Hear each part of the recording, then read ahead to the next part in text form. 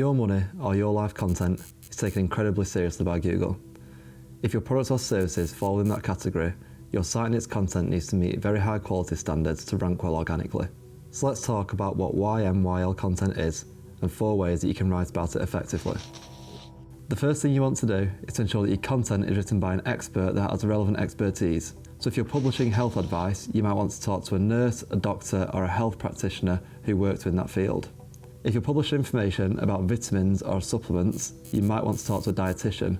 If you're publishing recipes, you might want to rely on a nutritionist. You can still publish content if you're not an expert within that field, but you should still consult an expert instead. Just make sure that you quote them, cite their data or sources, add links to relevant resources, and link to a bio page that highlights their expertise. Whilst this might not carry the same level of expertise as the expert writing the copy firsthand, it shows that you have done your research and the content is trustworthy.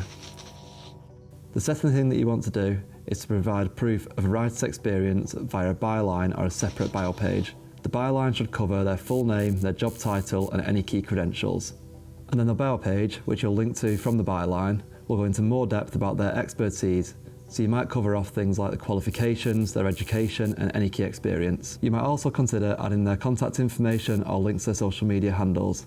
All of this helps signal to users and Google who has written the content, and that allows them to assess their EAT. Our third tip is to keep your pages up to date. So say you write an article about a report that is released annually.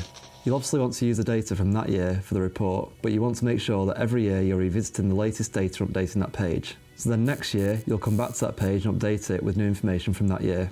At the top of that article, you want to explain when and why that page is updated.